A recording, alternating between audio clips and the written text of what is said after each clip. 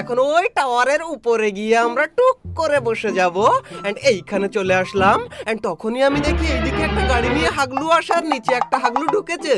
দাঁড়াও হাগলু, তুমি একটু বাইরের দিকে আসো। এই দেখো হাগলু কোন দিকে যাবে, এই হাগলু ডাউন হয়ে গেছে। আরে কার গায়ে গুলি লাগে?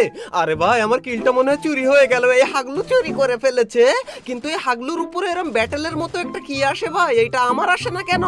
এটা কি আমি নিজেও জানি না ভাই, তোমাদের জানা থাকলে তোমরা আমাকে একটু জানিও। এন্ড গাড়ি তো ফাটিয়ে দিলাম কিন্তু ফিনিশ হয় না কেন হাগলু? এই রে ফিনিশ হয়ে গেছে হাগলু।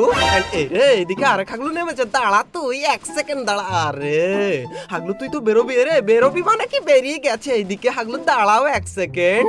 হাগলু আমাকে তুমি চেনো না, এখান থেকে লঞ্চার মেরে তোমার আবার টুনটুনি বাষ্ট করে ফেলবো আমি। আরে হাগলু এখান থেকে চলে এসেছে এইদিকে, কিন্তু হাগলু লুট করতে আসবে নাকি? হাগলু তুই লুট করতে আসলেই আমার হাতেই খেয়েছিস আজকে। দাঁড়া বেরোলেই মার খাবে, বেরোলেই মার খাবে হাগলু। এই রে বেরিয়েছে, দাঁড়া হাগলু তুই এবার এই নে টুনটুনি ফাটিয়ে ফেললাম। এন্ড তখনই দেখি এইদিকে আর এক হাগলু মোটরসাইকেল নিয়ে আসে।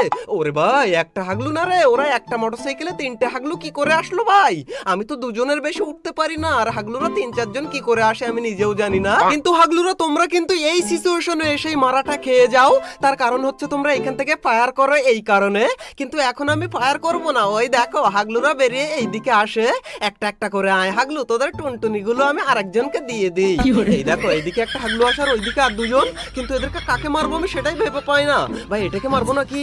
না না একে এখন মারবো না ভাই, একটু পরেই রে এখানে উঠে আসে আর এক হাগলু। দাঁড়াতে এই নে।